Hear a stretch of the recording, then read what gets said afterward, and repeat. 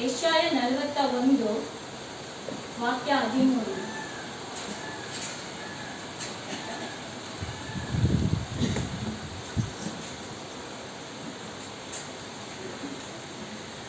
ಯೆಶಾಯ 41 ವಾಕ್ಯ 13.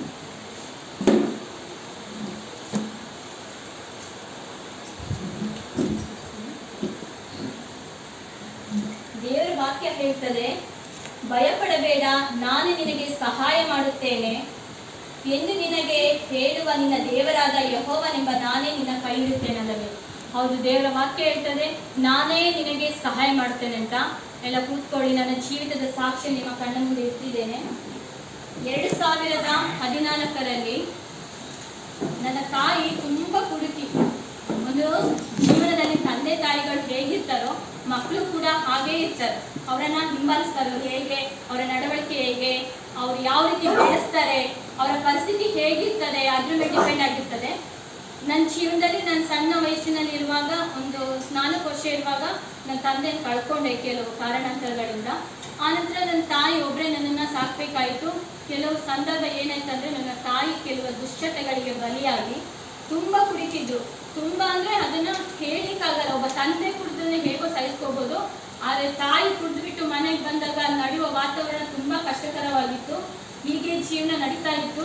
ನಾನು ಬೆಳೀತಾ ಹೋದಂತೆಲ್ಲ ನನ್ನ ತಾಯಿಯ ಕೆಲವು ಕೆಟ್ಟ ಗುಣಗಳೆಲ್ಲ ನಾನು ಅಂದರೆ ಕುಡಿಯುವುದು, ಎಲ್ಲಡಿಕೆ ಹಾಕುವುದು, ಕೆಟ್ಟ ಮಾತುಗಳನ್ನು ಆಡುವುದು, ಹೀಗೆ ಹಳ್ಳಿಯ ವಾತಾವರಣ ಆಗಿದ್ದರಿಂದ ತುಂಬ ಜನಗಳ ಮನೆ ಪಕ್ಕದಲ್ಲಿ ಇರುವುದರಿಂದ ಕೆಟ್ಟ ಮಾತುಗಳನ್ನು ಕೇಳಿ ನಾನು ಸ್ಕೂಲಿಗೆ ಹೋಗುವಾಗ ನನಗೆ ಮನಸ್ಸಿನಲ್ಲಿ ಒಂದು ಏಕಾಗ್ರತೆ ಅನ್ನೋದು ಇರ್ತಿರ್ಲಿಲ್ಲ, ಮನಸ್ಸಿನಲ್ಲಿ ಒಂದು ಸಂತೋಷ ಇರ್ತಿರ್ಲಿಲ್ಲ, ಸರಿಯಾದ ಒಂದು ಊಟ ಇರ್ತಿರ್ಲಿಲ್ಲ. ತುಂಬ ಕಷ್ಟದಿಂದ ಬೆಳೆದೆ. 2014ರಲ್ಲಿ ನಾನು ನಿಜವಾದ ದೇವರನ್ನು ಕಂಡುಕೊಂಡಿದ್ದು. ನನ್ನ ಅಣ್ಣವರೆಲ್ಲ ಸಭೆಗೆ ಹೋಗ್ತಾ ಇದ್ರು. ಅಲ್ಲಿ ಅವರು ಫಸ್ಟೇ ತಿಳ್ಕೊಂಡಿದ್ರು, ಅವ್ರ ಜೊತೆಗೆ ನಾನು ಹೋಗಿ ಸ್ಟಾರ್ಟ್ ಮಾಡಿದೆ. ಹೋಗುವಾಗ ನನಗೆ ಅನಿಸ್ತಿತ್ತು, ಇವರೆಲ್ಲ ನಮ್ಮನ್ನ ಮತಾಂತರ ಮಾಡ್ಲಿಕ್ಕೋಸ್ಕರ, ಅಂದರೆ ನನ್ನ ಕಿವಿ ಕೆಲವೊಂದು ಶಬ್ದಗಳು ಬೀಳ್ತಿತ್ತು. ನಾವು ರೋಮನ್ ಕ್ಯಾಥಲಿಕ್ ಚರ್ಚಿಗೆ ಹೋಗುವಾಗ ಅಲ್ಲಿ ಫಾದರ್ಸ್ಗಳು ಪ್ರೇಯರೇ ಬೇರೆ ರೀತಿ ಇತ್ತು, ಇಲ್ಲಿ ಪ್ರೇಯರೇ ಬೇರೆ ಇತ್ತು. ಯಾಕಂದ್ರೆ ಇಲ್ಲಿ ಮೂರ್ತಿ ಪೂಜೆ ಇರಲಿಲ್ಲ, ಏನೂ ಇರಲಿಲ್ಲ. ಅಲ್ಲಿಯ ಜನರು ಹೇಗಿದ್ರು ಅಂದರೆ, ಕಿವಿಗಾಗಲಿ ಮೂಗಿಗಾಗಲಿ ಅವರ ಅಂಗಗಳಿಗೆ ಏನಂತ ಇದು ಚಿನ್ನಗಳನ್ನಾಗಲಿ ಆಭರಣಗಳನ್ನು ಹಾಕೊಂಡಿರ್ಲಿಲ್ಲ. ಹೇಗೆ ದೇವರು ಸೃಷ್ಟಿ ಮಾಡುವಾಗ ಅವ್ರು ಬಂದ್ರು ಅದೇ ರೀತಿಯಲ್ಲಿ ವಸ್ತ್ರಗಳನ್ನು, ಬಿಳಿದ ವಸ್ತ್ರಗಳನ್ನು ಧರಿಸ್ಕೊಂಡು ನ್ಯಾಚುರಲ್ ಆಗಿ ಇದ್ದಿದ್ದವರು. ಅದನ್ನ ನೋಡುವಾಗ ನನಗೆ ಅಯ್ಯೋ, ಇವರೆಲ್ಲ ಒಂಥರ ಅಟ್ರಾಕ್ಷನ್, ಜನಗಳನ್ನ ಸೇರ್ಕೊಳ್ಳಿಕ್ಕೋಸ್ಕರ ಇವರೇ ಭಯಭಕ್ತಿಯಿಂದ ಇದ್ದಾರೆ ಅನ್ನೋಕ್ಕೋಸ್ಕರ ಮಾಡ್ತಾ ಇದ್ದಾರೆ ಅಂತ ಅನಿಸ್ತು. ಹೀಗೆ ನಾನು ನೆಗೆಟಿವ್ ಆಗಿ ಅಲ್ಲಿ ಹೋಗ್ತಾ ಇದ್ದೆ, ಅದು ನೆಗೆಟಿವ್ ಥಿಂಕಿಂಗ್ ಇತ್ತು. ನಮ್ಮ ಚರ್ಚಿಗೆ ಬರ್ತಾ ಇದ್ದೆ, ನಮ್ಮ ಚರ್ಚಲ್ಲೇ ನಾನು ತುಂಬ ಪ್ರೇಯರ್ ಮಾಡ್ತಿದ್ದೆ. ಹೀಗೆ ನಾನು ಚರ್ಚಿಗೆ ಹೋಗಿ ಸ್ಟಾರ್ಟ್ ಮಾಡಿದ ನಂತರ ನಂಗೆ ತುಂಬ ಉಪದ್ರ ಸ್ಟಾರ್ಟ್ ಆಯಿತು. ಉಪದ್ರ ಹೇಗೆ ಸ್ಟಾರ್ಟ್ ಆಯ್ತು ಅಂತ ನನಗೆ ಗೊತ್ತಾಗಲಿಲ್ಲ. ನನಗೆ ಈಚೆ ಹಿಂದೂ ದೇವಸ್ಥಾನಕ್ಕೆ ಹೋಗ್ಲಿಕ್ಕೂ ಅಲ್ಲ, ಈಚೆ ಕ್ರಿಶ್ಚಿಯನ್ ದೇವಸ್ಥಾನಕ್ಕೂ ಹೋಗ್ಲಿಕ್ಕಲ್ಲ. ಯಾಕಂದ್ರೆ ನನ್ನ ಕುಟುಂಬದವರು, ನನ್ನ ತಾಯಿಯ ಕುಟುಂಬದವರೆಲ್ಲ ಕ್ರಿಶ್ಚಿಯನ್ ಸೇರ್ಕೊಂಡಿದ್ರು, ನನ್ನ ತಾಯಿ ಮಾತ್ರ ಹಿಂದೂಲಿದ್ರು. ಹೀಗೆ ಜೀವನ ಹೋಗ್ತಾ ಇರುವಾಗ ನನ್ನ ಅಜ್ಜಿ ನನ್ನನ್ನು ಪ್ರತಿದಿನ ಪ್ರಾರ್ಥನೆ ಬೆಳೆಸ್ಕೊಳಗಿದ್ರು. ನನ್ನ ಅಜ್ಜಿ 2012 ಸತ್ತೋದ ನಂತರ ನಾನು ಫಾದರ್ ಹತ್ರ ರಿಕ್ವೆಸ್ಟ್ ಮಾಡಿದೆ, ಫಾದರ್ ನನ್ನ ಕ್ರಿಶ್ಚಿಯನ್ ಮಾಡಿ, ನಾನು ಕ್ರಿಶ್ಚಿಯನ್ ಆಗಬೇಕು ಅಂತ. ಕ್ರಿಶ್ಚಿಯನ್ ಏನಕ್ಕೋಸ್ಕರ ಆಗಬೇಕು, ಅದರಿಂದ ಏನು ಉಪಯೋಗ ಇದೆ, ಏನು ನನಗೆ ಗೊತ್ತಿಲ್ಲ. ಒಟ್ಟಿನ ನನಗೊಂದು ಮೈಂಡಿಗೆ ಬಂದಿದ್ದು ನಾನು ಕ್ರಿಶ್ಚಿಯನ್ ಆಗಬೇಕು ಅಂತ. ಆ ನಂತರ ನನ್ನ ಹಾಸ್ಟೆಲಿಗೆ ಕಾನ್ವೆಂಟಿಗೆ ಹಾಕಿದ್ರು ಓದಲಿಕ್ಕೆ. 2007ರಲ್ಲಿ ನಾನು ಕಾನ್ವೆಂಟಿಗೆ ಹೋದೆ. 2012ರಲ್ಲಿ ನನ್ನ ಅಮ್ಮ ಕ್ಯಾಥಲಿಕ್ ಸಭೆಯಲ್ಲಿ, ಕ್ಯಾಥಲಿಕ್ ಚರ್ಚಿನಲ್ಲಿ ದೀಕ್ಷಾಸ್ಥಾನ ತಗೊಂಡ ನಂತರ ಕೂಡ ನನ್ನ ಅಮ್ಮ ಏನು ಬದಲಾವಣೆ ಆಗಲಿಲ್ಲ, ಬದಲಾವಣೆನೇ ಇಲ್ಲ. ಅದೇ ಕುಡಿತ, ಅದೇ ಎಲೆ ಅಡಿಕೆ, ಮತ್ತೆ ಅದೇ ಕೆಟ್ಟ ಶಬ್ದಗಳು. ನನಗೆ ಜೀವನನೇ ತುಂಬ ಬೇಸರವಾಗೋಯ್ತು. 2014ರಲ್ಲಿ ನಿಜವಾದ ದೇವರನ್ನು ನಾನು ಕಂಡುಕೊಂಡಾಗ ನನ್ನ ತಾಯಿಗೆ ಒಂದು ಸರಿಯಾದ ಹೊಡೆತವನ್ನು ದೇವರು ಕೊಟ್ಟರು. ಆ ಹೊಡೆತ ಹೇಗಿತ್ತಂದ್ರೆ, ಈ ದಿನಗಳಲ್ಲಿ ನನ್ನ ತಾಯಿ ನನ್ನ ಕಣ್ಮುಂದೆ ಇರ್ತಾನೆ ಇರಲಿಲ್ಲ. ಆ ಥರ ಒಂದು ಸ್ಟೇಜಿಗೆ ದೇವರನ್ನು ಕೊಂಡೋದ್ರು. ನನ್ನ ತಾಯಿ ಇದ್ದಕ್ಕಿದ್ದಾಗೆ ಕುಡಿತದ ಚಟವನ್ನು ಬಿಡಲು ಪ್ರಾರಂಭಿಸಿದಾಗ 14 ದಿನಗಳ ಕಾಲ ಸರಿಯಾಗಿ ಕೆಲಸ ಮಾಡ್ತಾ ಇದ್ರು. 15ನೇ ದಿನ ಅವರು ಫುಲ್ಲು ಏನು ಹೇಳ್ತಾರೆ, ಸೀರಿಯಸ್ ಆಗಿಬಿಟ್ರು. ರಾತ್ರಿ ಇಡೀ ಫುಲ್ ಸೀರಿಯಸ್, ಕೈಯೆಲ್ಲ ಉಲ್ಟಾ ಆಗಿ, ನಾಲ್ಗೆಲ್ಲ ಜೊಳ್ಳು ಬಂದು ಉಲ್ಟಾ ಆಗಿ, ಹೈ BP, ಏನೋ ಒಂಥರ ಪಿಡ್ಸ್ ಥರ ಸ್ಟಾರ್ಟ್ ಆಯಿತು. ಆನಂತರ ನನಗೆ ಏನು ಮಾಡ್ಬೇಕಂತ ಗೊತ್ತಿಲ್ಲ. ನನಗೆ ಅಣ್ಣ ತಮ್ಮ ಯಾರು ಇಲ್ಲ, ನನ್ನ ತಾಯಿ ನನ್ನ ಒಬ್ಬಳೇ ಮಗಳು. ರಾತ್ರಿ ಯಾರನ್ನ ಕರೀದು ಯಾರನ್ನ ಬಿಡೋದಂತ ಗೊತ್ತಾಗಲಿಲ್ಲ. ಪಕ್ಕದಲ್ಲಿ ನನ್ನ ಚಿಕ್ಕಪ್ಪನ ಮಕ್ಕಳು ಇದ್ರು. ಅವ್ರು ಬಂದು ಸಡನ್ಲಿ ಅವ್ರು ಗೊತ್ತಿಲ್ಲ, ನಾನು ಕರ್ದಂಗೆ ಆಯ್ತಂತೆ ಬಂದು ಬಾಗಿಲು ತೆಗೆದು ನನ್ನ ತಾಯಿ ಫುಲ್ಲು ಸೀರಿಯಸ್ ಆಗಿದ್ರು, ಕಣ್ಣೆಲ್ಲ ಮೇಲೋಗಿತ್ತು. ಇನ್ನು ನನ್ನ ತಾಯಿ ಬದುಕಲ್ಲ ಅಂತ ತುಂಬ ನಿರಾಶೆಗೊಂಡ್ಬಿಟ್ಟು ಅಳ್ಲಿಕ್ಕೆ ಶುರು ಮಾಡಿದೆ. ಹಾಸ್ಪಿಟ್ಲಿಗೆ ಕರ್ಕೊಂಡು ಹೋದಾಗ ಹೇಳಿದ್ರು ಇವ್ರು ಇನ್ನೂ ಮೋಸ್ಟ್ಲಿ ಕುಡಿಯೋದನ್ನ ಬಿಟ್ಟಿದ್ದಾರೆ, ಬಿಟ್ಟ ನಂತರ ಸ್ಟಾರ್ಟ್ ಮಾಡಿದರೆ ಇವ್ರು ಇನ್ನೂ ಕುಡಿಯಲ್ಲ, ಅದು ಹಾರ್ಟಿಗೆ ಎಫೆಕ್ಟ್ ಆಗ್ತದೆ ಅಂತ ಏನೋ ಹೇಳಿದ್ರು ಡಾಕ್ಟ್ರು. ಇನ್ನು ನಾನು ಅಂದ್ಕೊಂಡೆ ಇನ್ನು ನನ್ನ ಜೀವನದಲ್ಲಿ ಯಾರು ಇಲ್ಲಲ್ಲ, ಏನಕ್ಕೆ ಬದುಕಬೇಕು ಅಂತ. ಆನಂತರ ಏನಾಯಿತು, ಒಂದಿನ ಫುಲ್ ಮನೇಲೆ ಕಳೆದ್ವಿ. ಫಿಟ್ಸ್ ಸ್ಟಾರ್ಟ್ ಆಗ್ತಾನೆ ಇತ್ತು. ಫಿಟ್ಸ್ ನನಗೆ ಗೊತ್ತಿಲ್ಲ, ಒಟ್ಟಿನಲ್ಲಿ ಅದು ಆ ರೋಗ ಒಂದು ವ್ಯಾಧಿ ಒಂದು ಬರ್ತಾನೆ ಇತ್ತು ಅವರಿಗೆ. ಬೆಳಗಿನ ಜಾವ 5 ಗಂಟೆ ತುಂಬ ಜೋರಾಯಿತು. ಮತ್ತು ಮಧ್ಯಾಹ್ನವರೆಗೂ ಸಹ ನಾವು ಡಾಕ್ಟ್ರು ಒಂದು ಮೆಡಿಸಿನ್ ಕೊಟ್ಟಿದ್ರು, ಅದನ್ನು ಕೊಟ್ಟಷ್ಟು ಜಾಸ್ತಿ ಆಗ್ತಿದ್ದು, ದೃಷ್ಟಿಯನ್ನೇ ಕಳ್ಕೊಬಿಟ್ರು. ಯಾರಂತ ಕಂಡುಹಿಡಿತಿರ್ಲಿಲ್ಲ, ಮಾತಲ್ಲಿ ಸರಿ ಬರ್ತಿರ್ಲಿಲ್ಲ, ನಾನು ಕೊಡ್ತಿತ್ತು. ಎಲ್ಲರೂ ಬಂದು ನೋಡ್ಕೊಂಡು ಹೋದ್ರು ನಮ್ಮೂರಲ್ಲಿ ಇನ್ನೂರು ಉಳಿಯಲ್ಲ ಅಂತ. ಆ ಸಮಯದಲ್ಲಿ ನನ್ನ ಅಣ್ಣ ನವೀನ ಅಂತ ಅವರು ಮಧ್ಯಾಹ್ನ ನಂತರ ನನ್ನ ತಾಯಿನ ಹಾಸ್ಪಿಟ್ಲಿಗೆ ಕರ್ಕೊಂಡು ಹೋದ್ರು. ಹಾಸ್ಪಿಟ್ಲಿಗೆ ಕರ್ಕೊಂಡು ಹೋಗಿ ಒಂದು ಕ್ರಿಶ್ಚಿಯನ್ ಒಂದು ಸಂಸ್ಥೆ, ಒಂದು ಹಾಸ್ಪಿಟ್ಲ್ ಅದು, ಅಲ್ಲಿ ಕರ್ಕೊಂಡು ಹೋಗಿ ಸೇರಿಸಿದ ನಂತರ 3 ದಿನಗಳ ಕಾಲ ನನ್ನ ತಾಯಿ ಊಟ ಇಲ್ಲದೆ, ಏನು ಸ್ವಯನೇ ಇಲ್ಲದೆ, ಪ್ರಜ್ಞೆ ಇಲ್ಲದೆ ಬೆಡ್ಡಿನಲ್ಲಿ ಏನು ಕೊಟ್ಟರು ಗ್ಲೂಕೋಸ್ ಮೂಲಕ ಮಾತ್ರ ಹೋಗ್ತಿತ್ತು. ಮಾತಿರಲಿಲ್ಲ, ಕತೆ ಇರಲಿಲ್ಲ, ಏನೂ ಇರಲಿಲ್ಲ. ಹೀಗೆ 3 ದಿನಗಳ ಕಾಲ ನಂತರ ಒಬ್ಬರು ಫಾಸ್ಟ್ರು ಬಂದರು. ಫಾಸ್ಟ್ರು ಸಡನ್ಲಿ ಬಂದರು, ಯಾರು ಕರ್ಸಿದ್ರು ಅಂತ ಗೊತ್ತಿಲ್ಲ. ಬಂದ್ಬಿಟ್ಟು ನನ್ನ ನೋಡಿ ಮಾತಾಡ್ಸಿದ್ರು, ನೀನು ನಮ್ಮ ಸಭೆಗೆ ಬರ್ತಿದ್ದು ಹುಡುಗಿ ಅಲ್ವಾ ಅಂತ. ಏನಕ್ಕೆ ಇಲ್ಲಿದೆಯಾ, ನನ್ನ ತಾಯಿ ಹುಷಾರಿಲ್ಲ ಅಂತ ಹೇಳಿದ್ರು. ಬಂದು ಅವರು ನನ್ನ ತಾಯಿ ತಲೆ ಮೇಲೆ ಕೈ ಇಟ್ಟು ಪ್ರೇಯರ್ ಮಾಡಿ ಒಂದು ಮಾತು ಹೇಳಿದ್ರು, ಹೋಗಿ ನೀನು ಕಾಫಿ ಮತ್ತು ಬ್ರೆಡ್ ತಗೊಂಡಂತ. 3 ದಿನಗಳ ಕಾಲ ಅಂತ ಏನೂ ತಿಂದಿದ್ದಿಲ್ಲ, ಏನೂ ಕುಡಿದಿಲ್ಲ, ಬಾಯಿನ ಓಪನ್ ಮಾಡಿಲ್ಲ. ಹೋಗಿ ಬ್ರೆಡ್ ಮತ್ತು ಕಾಫಿ ತಂದು ಕೊಟ್ಟ ತಕ್ಷಣ ಫಾಸ್ಟರ್ ಅವ್ರ ಕೈಯಲ್ಲೇ ಕೊಡುವಾಗ ನನ್ನ ತಾಯಿ ಬ್ರೆಡ್ ಮತ್ತು ಕಾಫಿ ತಿಂದ್ಬಿಟ್ಟು ಎಲ್ಲರನ್ನೂ ಗುರ್ತಿಳಿದ್ರು. ಆ ಕ್ಷಣದಲ್ಲಿ ದೇವರು ನನ್ನ ತಾಯಿನ ಮುಟ್ಟಿ ಗುಣಪಡಿಸಿ ಒಂದು ಅದ್ಭುತ ಕಾರ್ಯ ಮಾಡಿದರು. ಆ ದಿನ ನನ್ನ ತಾಯಿ ಆ ಕೆಟ್ಟ ದುಶ್ಚಟಗಳನ್ನು ಬಿಡುಗಡೆಯಾಗಿ ಈ ದಿನವರೆಗೂ ಯೇಸು ಸ್ವಾಮಿಯ ಒಂದು ಒಳ್ಳೆಯ ರೀತಿಯ ನಡತೆ ನಡ್ಕೊಂಡಿದ್ದಾರೆ. ಈ ದಿನ ನನ್ನ ಕಣ್ಮುಂದೆನೂ ಇದ್ದಾರೆ ಅವರು. ಈಗ ಒಳ್ಳೆ ರೀತಿಯಲ್ಲಿ, ಒಳ್ಳೆ ಮಾತಿನಲ್ಲಿ, ಪ್ರೀತಿಯಲ್ಲಿ, ಈ ತಾಯಿ ನನಗೆ ಮೊದಲೇ ಇರಬಾರ್ದಿತ್ತ ಅನ್ನೋ ಸ್ಟೇಜಲ್ಲಿ ಈಗ ನನಗೆ ತುಂಬ ಚೆನ್ನಾಗಿ ನೋಡ್ಕೊಳ್ತಿದ್ದಾರೆ. ಈ ಒಂದು ಸಾಕ್ಷಿ ದೇವರಿಗೆ ಮಹಿಮೆ ಉಂಟಾಗಲಿ. ಆ ನಂತರ ನಾನು ಆ ಒಂದು ಅದ್ಭುತ ನಡೆದ ನಂತರ ನಾನು ದೇವರ ಆಲಯಕ್ಕೆ ಹೋದೆ, ಅಲ್ಲಿ ಸಭೆಗೆ ಹೋದೆ. ಆಗ ನನಗೆ ದೇವರು ಕೊಟ್ಟಂಥ ವಾಕ್ಯ ಯೆಶಾಯ 12:13 ಹೇಳಿದ್ದಾರೆ, ಭಯ ಪಡಬೇಡ, ನಾನು ನಿಮ್ಮ ಜೊತೆ ಇದ್ದೇನೆ ಅಂತ. ದೇವರ ನಾಮಕ್ಕೆ ಮಹಿಮೆ ಉಂಟಾಗಲಿ. ಮತ್ತೆ ಇನ್ನೊಂದು ವಿಷಯ, ಇನ್ನೊಂದು ಸಾಕ್ಷಿ ಏನಂದರೆ, 2015ರಲ್ಲಿ ನನಗೆ ಮದುವೆ ಆಯಿತು. 2015ರಲ್ಲಿ ನನಗೆ ಮದುವೆ ಆದ ನಂತರ ನಾನು ಗಂಡನ ಮನೆಗೆ ಹೋದೆ. ಗಂಡನ ಮನೆಗೆ ಕೆಲವೊಂದು ಸಮಸ್ಯೆಗಳಲ್ಲಿ ನಾನು ಮುಳುಗೋದೆ. ಯಾಕಂದರೆ ಅಲ್ಲಿ ಜೀವಿತ ಕೆಲವೊಂದು ಘಟನೆಗಳು ಸರಿ ಇರಲಿಲ್ಲ. ಹೆಸರಿಗೆ ಮಾತ್ರ ಕ್ರೈಸ್ತರಾಗಿದ್ದರು, ಅದು ನಿಜವಾದ ದೇವರನ್ನು ಅವರು ಅರ್ಥಕೊಂಡಿಲ್ಲ. ಅವರ ಪರಿಸ್ಥಿತಿ ಹೇಗೋ ನನಗೆ ಗೊತ್ತಿಲ್ಲ.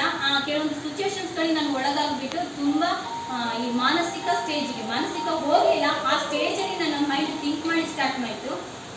ಸುಮಾರು ನಾನು ಪ್ರೆಗ್ನೆಂಟ್ ಆಗಿ 3 ತಿಂಗಳಲ್ಲಿ ನನಗೊಂದು ಆಕ್ಸಿಡೆಂಟ್ ಆಯಿತು. ನಾನು ನನ್ನ ಗಂಡ ನನ್ನ ತವ್ರ ಮನೆಗೆ ಹೋಗುವಾಗ ಎದುರುಗಡೆಯಿಂದ ಒಂದು ಬೈಕ್ ಬಂದು ನಮಗೆ ವಿರುದ್ಧವಾಗಿ ಹೊಡೆದ ರಭಸಕ್ಕೆ ನನ್ನ ಗಂಡ ಹಾರಿ ಬಿದ್ದರು ಫ್ರಂಟಲ್ಲಿ.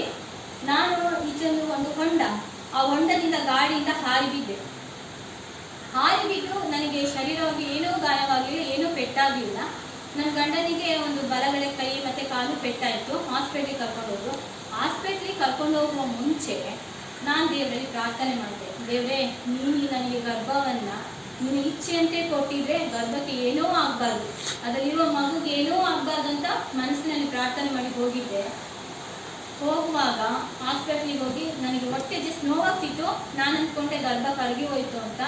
ಹಾಸ್ಪಿಟ್ಲಿಗೆ ಕರ್ಕೊಂಡು ಹೋಗಿ ಸ್ಕ್ಯಾನ್ ಮಾಡಿ ಎಕ್ಸ್ರೇ ಮಾಡಲಿಕ್ಕೆ ಆಗೋದಿಲ್ಲ ಅವರಿಗೆ, ಅವರು ಕನ್ಸೀವ್ ಇದ್ದಾರಲ್ಲ ಅಂತ ಹೇಳಿದ್ರು. ಹೊಟ್ಟೆ ನೋವಾದರೆ ನೀವು ಸ್ಕ್ಯಾನ್ ಮಾಡಿ ನೋಡಿ ಅಂತ. ಸ್ಕ್ಯಾನ್ ಮಾಡಿ ನೋಡುವಾಗ ದೇವರು ನನ್ನ ಗರ್ಭಕ್ಕೆ ಒಂದು ಚೂರು ಪೆಟ್ಟಾಗದಂತೆ ಆ ಮಗುವನ್ನು ಪೋಷಿಸಿ ಕಾಪಾಡಿದರು. ಅದಕ್ಕೋಸ್ಕರ ನಾನು ದೇವರಿಗೆ ಮಹಿಮೆಯಾಗಿ ಸಾಕ್ಷಿಯಾಗಿ ನಿಂತಿದ್ದೇನೆ. ಇವತ್ತು ನನ್ನ ಮಗು ನನ್ನ ಕಣ್ಮುಂದೆ ನಿಂತಿದ್ದಾನೆ. ಈಗ ಅವನಿಗೆ 4.5 ವರ್ಷ ಆಗ್ತಾ ಉಂಟು. ಅವನ ಜೀವಿತದಲ್ಲಿ ದೇವರು ಏನೋ ಒಂದು ಉದ್ದೇಶ ಇಟ್ಟಿದ್ದಾರೆ, ಏನೋ ಯೋಜನೆ ಇಟ್ಟಿದ್ದಾರೆ.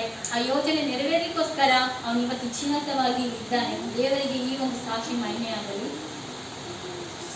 ಯೆಶಾಯ 55:8 ವಾಕ್ಯ.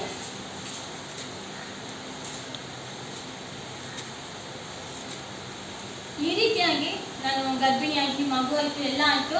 ಆನಂತರ ನನ್ನ ಗಂಡನಿಗೂ ನನಗೂ ಸಮಸ್ಯೆ ಉಂಟಾಗಿ ಏನೇನೋ ಅನೇಕ ಅಪರಾಧಗಳನ್ನು ನನ್ನ ಮೇಲೆ ಹೊರಿಸಿ ನನ್ನ ಗಂಡ ನಂತೂ ಜಗಳ ಆಡಿ ನನ್ನೊಟ್ಟಿಗೆ ಬರಲೇ ಇಲ್ಲ. ನನ್ನ ಮಗುವಿನ ಸಮೇತ ನೋಡ್ಲಿಕ್ಕೆ ಬರಲಿಲ್ಲ. ಆ ಟೈಮಲ್ಲಿ ನಾನು ತುಂಬ ಪ್ರಾರ್ಥನೆ ಮಾಡ್ತಿದ್ದೆ ದೇವರ ಹತ್ರ. ತುಂಬ ಪ್ರಾರ್ಥನೆ ಮಾಡಿ ಮಾಡಿ ಮಾಡಿ ಮಾಡಿ ಮಾಡಿ ನನಗೆ ಬೇಜಾರಾಗೋದು. ಬೇಜಾರಂದ್ರೆ ದೇವರೇ ಇಲ್ಲ, ಯಾಕೆ ಸುಮ್ಮನೆ ಪ್ರಾರ್ಥನೆ ಮಾಡೋದು ಅನ್ನೋ ಸ್ಟೇಜಿಗೆ ಹೋಗಿದ್ದೆ. ಆಗ ನಾನು ವಿಚಾರದಲ್ಲಿ ಕೂತು ಪ್ರಾರ್ಥನೆ ಮಾಡುವಾಗ ದೇವರು ನನ್ನ ಹತ್ರ ಒಂದು ವಿಷಯ ಮಾತಾಡಿದ್ರು. 2016ರಲ್ಲಿ ದೇವರು ನನಗೊಂದು ವಿಷಯ ಹೇಳಿದ್ರು. ಅದು ಯೆಶಯ 55:8 ಮತ್ತು 9ನೇ ವಾಕ್ಯದಲ್ಲಿ ಹೀಗೆ ಬರೆಯಲ್ಪಟ್ಟಿದೆ: ನಿಮ್ಮ ಆಲೋಚನೆಗಳು ನನ್ನ ಆಲೋಚನೆಗಳು ನಿಮ್ಮ ಆಲೋಚನೆಗಳಲ್ಲ, ನಿಮ್ಮ ಮಾರ್ಗಗಳು ನನ್ನ ಮಾರ್ಗಗಳಲ್ಲ. ಭೂಮಿಯ ಮೇಲೆ ಆಕಾಶವು ಎಷ್ಟು ಉನ್ನತವೋ ನಿಮ್ಮ ಮಾರ್ಗಗಳಿಗಿಂತ ನನ್ನ ಮಾರ್ಗಗಳು, ನಿಮ್ಮ ಆಲೋಚನೆಗಳಿಗಿಂತ ನನ್ನ ಆಲೋಚನೆಗಳು ಎಷ್ಟೋ ಉನ್ನತವಾಗಿದೆ ಅಂತ ದೇವರು ನನ್ನ ಹತ್ರ ಮಾತಾಡಿದ್ರು. ಆ ಟೈಮಲ್ಲಿ ನಾನು ಏನು ಮಾಡಿದೆ ಅಂದರೆ, ದೇವರು ನನಗೆ ಈ ವಾಕ್ಯವನ್ನು ಯಾಕೆ ಕೊಟ್ಟರು, ಯಾಕೆ ನನ್ನ ಆಲೋಚನೆ ಯಾಕೆ ಸರಿಯಿಲ್ಲ, ಹಾಗಾದರೆ ದೇವರು ಒಂದುಗೂಡಿಸಿದ್ದು ತಪ್ಪ? ದೇವರು ಮನುಷ್ಯನನ್ನ, ಒಂದು ಹೆಣ್ಣು ಒಂದು ಗಂಡನ ಒಂದುಗೂಡಿಸಿದ್ರೆ ಅದನ್ನು ಮನುಷ್ಯರು ಬೇರ್ಪಡಿಸಬಾರ್ದಂತ ಉಂಟು. ಆ ವಿಷಯವನ್ನು ಕುರಿತು ನಾನು ಪ್ರಾರ್ಥನೆ ಮಾಡುವಾಗ ಈ ವಾಕ್ಯವನ್ನು ನನಗೆ ಯಾಕೆ ಕೊಟ್ಟರು ಅಂತ ನಾನು ತುಂಬ ಪ್ರಾರ್ಥನೆ ಮಾಡಿದೆ. ಆ ನಂತರ ನನ್ನ ಜೀವಿತದಲ್ಲಿ ನನ್ನ ಗಂಡನಿಗೆ ಒಂದೇ ಒಂದು ಕರೆಯಾಗಲಿ, ಅವನು ಬಂದು ನೋಡೋದಾಗಲಿ ಬರಲೇ ಇಲ್ಲ. ಅದಕ್ಕಿಂತ ಮುಂಚೆ ತುಂಬ ಚೊರೆ ಮಾಡಿದ್ದಾನೆ. ನೀನು ಕೇರಳ ಕೋರ್ಟಿಗೆ ಬರಬೇಕು, ಅಲ್ಲೇ ರಾಜ್ಯ ಸಂಧಾನ ಮಾಡಬೇಕು, ನೀನು ನನಗೆ ಬೇಡ, ಡೈವರ್ಸ್ ಮಾಡು ಅಂತ ಹೇಳಿದವನು ಈ ವಾಕ್ಯ ನನಗೆ ನಿನ್ನ ಆಲೋಚನೆಗಳಿಂದ ನನ್ನ ಆಲೋಚನೆಗಳು ಮಾರ್ಗಗಳು ಎಷ್ಟು ಉನ್ನತವಾಗಿದೆ ಅಂತ ದೇವರು ವಾಕ್ಯವನ್ನು ಕೊಟ್ಟು ಪ್ರಾರ್ಥಿಸಿದಾಗ ಅವನ ಇಷ್ಟರವರೆಗೆ ಸುದ್ದಿಯೇ ಇಲ್ಲ, ಏನಾಗಿದೆ ಅಂತಲೂ ಗೊತ್ತಿಲ್ಲ. ಆದರೆ ದೇವರು ನನ್ನನ್ನು ಕೃಪೆಯಿಂದ ಹೇರಳವಾದ ಆಶೀರ್ವಾದದಿಂದ ಜೀವನ ಮಾಡೋ ಥರ ಇಲ್ಲಿ ಕರೆ ತಂದಿದ್ದಾರೆ. ಇದು ದೇವರಿಗೆ ಮಹಿಮೆ ಉಂಟಾಗಲಿ. ಸಾಕ್ಷಿ ಕೂಡ ಮತ್ತಾಯ 6:22-23 ನೋಡಿ.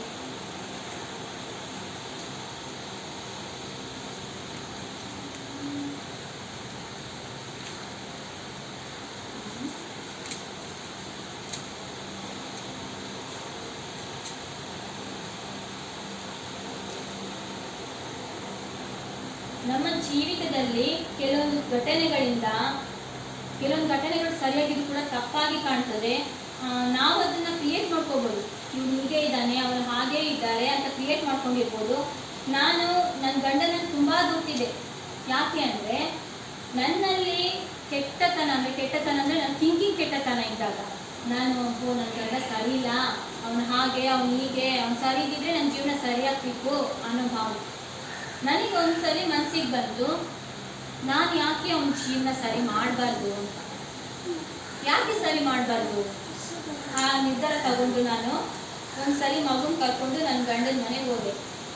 ನನ್ನ ಗಂಡನ ಮನೆಗೆ ಹೋಗುವಾಗ ನನ್ನ ಗಂಡ ಇರಲಿಲ್ಲ, ನನ್ನ ಮನೇಲಿ ಇರಲಿಲ್ಲ. ಒಂದು ವಾರ ನನ್ನ ಗಂಡ ನನ್ನ ಮನೆಗೆ ಬರಲಿಲ್ಲ. ಮಗುಗೋಸ್ಕರ ಅದು ಬರ್ತಾನಂತ ಕಾದೆ, ಬರಲಿಲ್ಲ. 15 ದಿವಸ ಅಲ್ಲಿ ಜೀವನ ಮಾಡಿದ್ವಿ ಮಗು ಇಟ್ಕೊಂಡು. ಅವನು ನೋಡಲಿಲ್ಲ, ಬರಲಿಲ್ಲ. ಆನಂತರ ಅವನು ಹೇಳ್ದ, ಇದು ಮಗು ನಂದಲ್ಲ, ಇದು ಬೇರೆಯವ್ರದ್ದು, ಇದು ನನಗೆ ಹುಟ್ಟಿದಲ್ಲ, ನಾನು ನೋಡುವುದಿಲ್ಲ, ನಾನು ಸಾಕುವುದಿಲ್ಲ, ನೀವು ಇರೋದೇ ಬೇಡ, ನೀವು ಹೋಗಿ ಅಂತ ನನ್ನನ್ನು ನನ್ನ ಮಗುವನ್ನು ಮಾರ್ಚ್ 15ನೇ ತಾರೀಕಿಗೆ ಅಲ್ಲಿಂದ ಕಳಿಸ್ತಾ. ಅಲ್ಲಿಂದ ಕಳಿಸಿದ ನಂತರ ನಾನು ಬಂದು ಪೈತಮಿ ಮತ್ತೆ ನಾನು ಹಳೆ 2014ರಲ್ಲಿ ನಾನು ಯಾವ ಪೈತಮಿಗೆ ಹೋಗ್ತಿದ್ದೆ ಅಲ್ಲಿ ಹೋಗಿ ನಾನು ಕಣ್ಣೀರಿಟ್ಟು ಪ್ರೇಯರ್ ಮಾಡುವಾಗ ನನಗೆ ದೇವರು ಒಂದು ವಾಕ್ಯವನ್ನು ಕೊಟ್ಟರು. ಅದು ಮತ್ತಾಯ 6:22ರಲ್ಲಿ ಹೀಗೆ ಹೇಳಿದೆ: ಕಣ್ಣು ದೇಹಕ್ಕೆ ದೀಪವಾಗಿದೆ, ಹೀಗಿರುವಲ್ಲಿ ನಿನ್ನ ಕಣ್ಣು ನೆಟ್ಟಗಿದ್ದರೆ ನಿನ್ನ ದೇಹವೆಲ್ಲ ಬೆಳಕಾಗಿರುವುದು, ನಿನ್ನ ಕಣ್ಣು ಕೆಟ್ಟದಾಗಿದ್ದರೆ ನಿನ್ನ ದೇಹವೆಲ್ಲ ಕತ್ತಲಾಗಿರುವುದು. ದೇವರು ನನಗೆ ವಾಕ್ಯವನ್ನು ಕೊಟ್ಟಾಗ ನನಗೆ ಅರಿವಾಯಿತು, ನನ್ನೊಟ್ಟಿಗೆ ದೇವರು ಜೋಡಿಸಿದ ವ್ಯಕ್ತಿಯನ್ನು ಆ ಒಂದು ಕಣ್ಣಿನ ನೋಟ ಕತ್ತಲಾಗಿದೆ. ಅವನು ಬೆಳಕಿನಲ್ಲಿಗೆ ಬರಬೇಕಾದ್ರೆ ಅವನು ನಿಜವಾದ ದೇವರು ಯೇಸುವೆ ಅಂತ ನಂಬಬೇಕು. ಅವನೆಲ್ಲವನ್ನು ತೊರೆದು ನಾನು ದೇವರನ್ನೇ ನಂಬಿ ಬಂದಾಗ ಮಾತ್ರ ಈ ಕಣ್ಣು ಬೆಳಕನ್ನು ನೋಡಲಿಕ್ಕೆ ಸಾಧ್ಯ ಉಂಟು. ಇಲ್ಲದಿದ್ದರೆ ಅವನ ಜೀವನ ಈಗಲೂ ಕತ್ತಲಲ್ಲೇ ಇದ್ದಾನೆ. ಇನ್ನು ಮುಂದೆ ಅವನು ದೇವರನ್ನು ಕಂಡುಕೊಳ್ಳದಿದ್ರೆ ಅವನು ಕತ್ತಲಲ್ಲೇ ಜೀವಿಸುತ್ತಾನೆ. ಈ ವಾಕ್ಯವನ್ನು ಕೊಟ್ಟ ನಂತರ ನಾನು ಇದುವರೆಗೂ ಅವನ ಬಗ್ಗೆ ಚಿಂತಿಸು ಕೂಡ ಇಲ್ಲ, ಹೋಗಿ ಕೂಡ ಇಲ್ಲ. ನಂತರ ನನಗೆ ದೇವರು ಒಂದು ವಾಕ್ಯ ಹೀಗೆಂದು ನನಗೆ ತೋರಿಸ್ಕೊಟ್ಟಿದ್ದಾರೆ. 34 ನನ್ನ ತಾಯಿ ಮನೇಲಿ ಇಟ್ಕೊಂಡು ಹೇಗಪ್ಪ ಜೀವನ ಮಾಡೋದು, ಅಕ್ಕಪಕ್ಕದವರೆಲ್ಲ ಏನಾದರೂ ಹೇಳ್ತಾರಲ್ಲ ನನ್ನ ಬಗ್ಗೆ ಅಂತ ತುಂಬ ದುಃಖ ಪಡ್ತಿದ್ದೆ, ಯೋಚಿಸ್ತಿದ್ದೆ. ನನ್ನ ಮಗುನ ಮುಂದೆ ನನಗೆ ಹೇಗೆ ಜೀವಿಸಿದ ಅಂದರೆ ಅವನಿಗೋಸ್ಕರ ಏನು ಮಾಡಲಿಕ್ಕೆ ಸಾಧ್ಯ ಉಂಟು. ದುಡಿಲಿಕ್ಕೆ ನನಗೆ ಈಗ ಹೋಗ್ಲಿಕ್ಕೆ ಆಗ್ತಾ ಇಲ್ಲ. ನನ್ನ ತಾಯಿ ಒಬ್ಬರೇ ದುಡಿಬೇಕು ತೋಟದಲ್ಲಿ, ಹೇಗೆ ಜೀವಿಸುವುದಪ್ಪ ಅಂತ ಪ್ರತಿದಿನ ನಾನು ಕಣ್ಣೀರಿಡುವಾಗ ಮತ್ತಾಯ 6:34ರಲ್ಲಿ ದೇವರು ಹೀಗೆ ವಾಕ್ಯ ಕೊಟ್ಟಿದ್ದಾರೆ: ನಾಳಿನ ವಿಷಯವಾಗಿ ಚಿಂತೆ ಮಾಡಬೇಡಿರಿ, ನಾಳಿನ ದಿನವು ತನ್ನದನ್ನು ತಾನೇ ಚಿಂತಿಸಿಕೊಳ್ಳುವುದು ಅಂತ. ಅಂದರೆ ದೇವರು ನಮ್ಮನ್ನು ಪೋಷಿಸುವವ ಮಾಡುವವನಾಗಿದ್ದಾನೆ, ರಕ್ಷಿಸುವವನಾಗಿದ್ದಾನೆ. ಅವನನ್ನು ನಾವು ನಂಬಿದಾಗ ಒಂದು ಸಲ ನಾವು ಆತನೇ ದೇವರೆಂದು ನಿಜವಾಗಿ ಅವನು ಹಿಂಬಾಲಿಸುವಾಗ ದೇವರು ನಮಗೆ ಒಂದು ಜೀವಿತದಲ್ಲಿ ಮಾರ್ಗವನ್ನು ತೆರೀತಾನೆ. ಆ ಮಾರ್ಗವು ಎಷ್ಟು ಹೇರಳವಾಗಿರ್ತದೆ, ಎಷ್ಟು ಕೃಪಾಶಿಗಳ ಮುಂದಿರ್ತದಂದರೆ ಅನುಭವಿಸುವವರಿಗೆ ಅದೊಂದು ಸಾಕ್ಷಿಯಾಗಿರ್ತದೆ. ಈ ಎಲ್ಲ ವಾಕ್ಯಗಳು, ಈ ಎಲ್ಲ ನನ್ನ ಜೀವಿತ ನಡೆದ ಘಟನೆಗಳು ದೇವರ ನಾಮಕ್ಕೆ ಮಾತ್ರ ಮಹಿಮೆಯುಂಟಾಗಲು ಈ ಸಾಕ್ಷಿಯನ್ನು ಹೇಳುತ್ತಾ ದೇವರ ನಾಮಕ್ಕೆ ಮಹಿಮೆಯನ್ನು ಸಲ್ಲಿಸುತ್ತಾ ಮುಗಿಸುತ್ತೇನೆ. ಆಮೇಲೆ